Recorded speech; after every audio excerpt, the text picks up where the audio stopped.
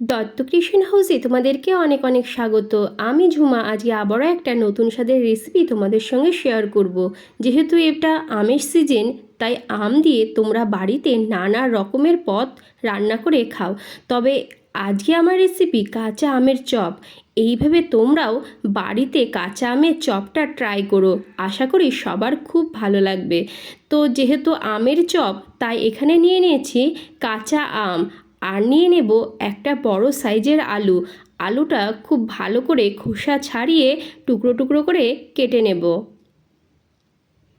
খুব ভালোভাবে জল দিয়ে ধুয়ে নিয়েছি। এরপর আলুটা সিদ্ধ বসিয়ে দেব। তো আলুটা খুব ভালোভাবে সিদ্ধ করে রেখেছি, নামিয়ে রেখে দেব ঠান্ডা করবার জন্য। আর কড়াইতে দিয়ে দেব 2 চামচ সর্ষের তেল, দিয়ে দিলাম খুব সামান্য পরিমাণ 5 ফোড়ন আর একটা শুকনো লঙ্কা ফোড়ন। তো ফোড়নটা একটু ভাজা ভাজা হয়ে গেলেই দিয়ে দেব 1/2 চামচ গ্রেট করা আদা। তো আদাটাও তেলের মধ্যে খুব ভালোভাবে নেড়ে চেড়ে নেব। এরপর এর মধ্যে দিয়ে দেব ছোট একটা টমেটো কুচি করে রেখেছিলাম, তো সেই টমেটো কুচিটাও তেলের মধ্যে দিয়ে দিলাম।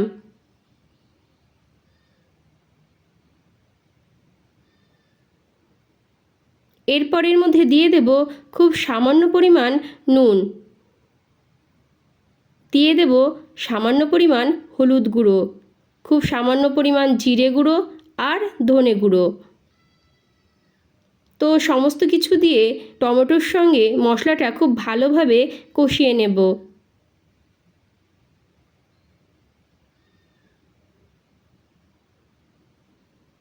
5-7 মিনিট এইভাবে মশলাটা কষাবার পর দিয়ে দেব আগে থেকে সিদ্ধ করে রাখা আলুটা। তো আলুটা আমি এইভাবে হাত দিয়ে ভেঙে ভেঙে মশলার মধ্যে দিয়ে দেব। মশলার সাথে আলুটা খুব ভালোভাবে মিশিয়ে নেব।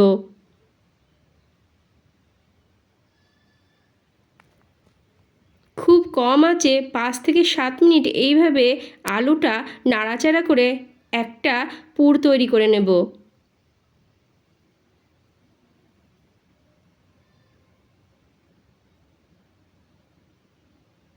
তো আলুর পুরটা কিন্তু রেডি হয়ে গেছে। ফ্লেভারের জন্য উপর থেকে দিয়ে দেব কাঁচা লঙ্কা কুচি। তো কাঁচা লঙ্কা কুচিটা দিয়ে আলুর সঙ্গে আবারও খুব ভালোভাবে মিশিয়ে নেব।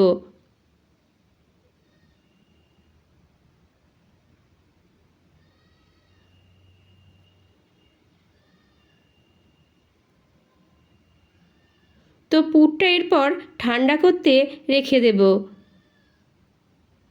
কাঁচা আমটা খুব ভালোভাবে খোসা ছাড়িয়ে নেব।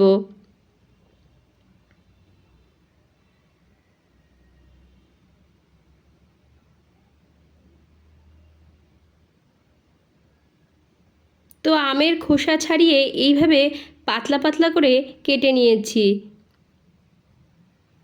জল দিয়ে খুব ভালোভাবে ধুয়ে নেব।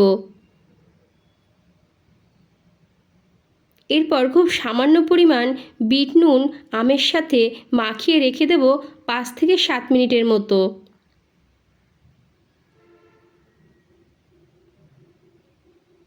এদিকে কিন্তু আলুর পুরটাও ঠান্ডা হয়ে গেছে। এরপর আলুর পুর থেকে অল্প অল্প পুর নিয়ে নিলাম, তারপর আমটা এর মাঝখানে দিয়ে নেব।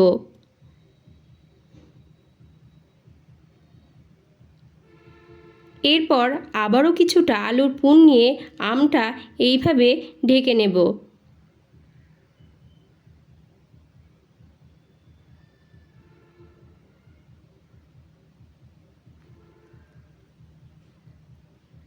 তো এইভাবে সব আমের চপই আমি তৈরি করে নেব।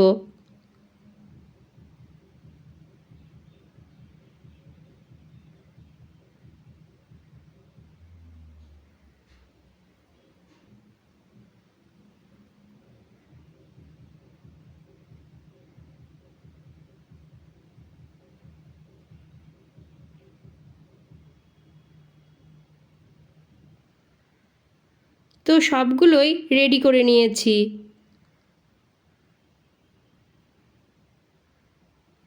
এরপর একটা বাটিতে নিয়ে নেব পরিমাণ মতো বেসন। দিয়ে দেব পরিমাণ মতো নুন, হলুদ গুঁড়ো, বিট নুন, কালো জিরে, জিরে গুঁড়ো, ধনে গুঁড়ো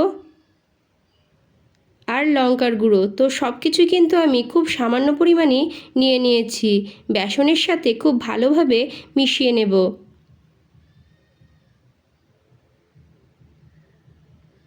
এরপর অল্প অল্প জল দিয়ে একটা ঘন ব্যাটার রেডি করে নেব।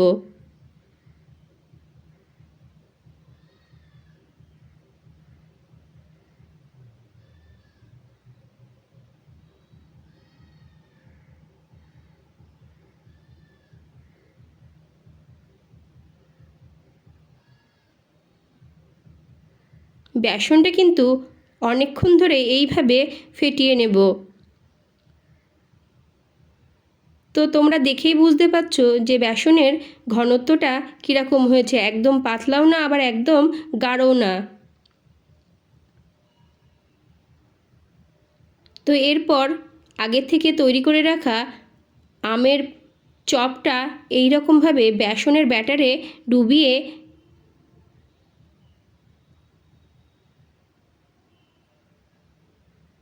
গরম তেলে ভেজে নেব। তো খুব কম আঁচে উল্টে পাল্টে লাল লাল করে আমের চপটা ভেজে নেব।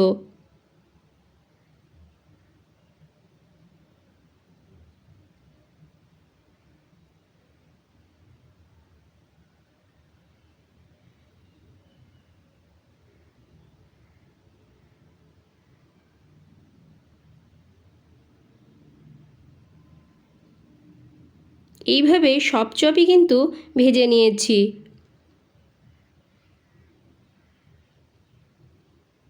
তো দেখলে তো কত সহজেই কিন্তু তৈরি হয়ে গেল কাঁচা আমের চপ।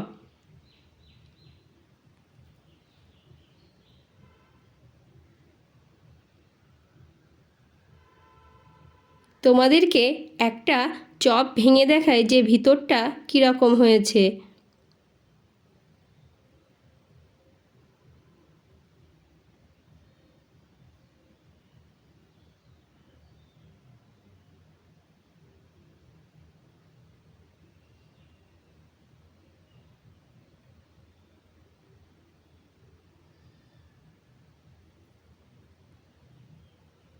চপের ভিতরটা একদম গলে গলে গিয়েছে, যেহেতু কাঁচা আম ছিল আর কম আঁচে ভাজা হয়েছে তাই আমটা কিন্তু একেবারে গলে গেছে আর উপরটা কিন্তু অনেকটাই মচমচে হয়েছে।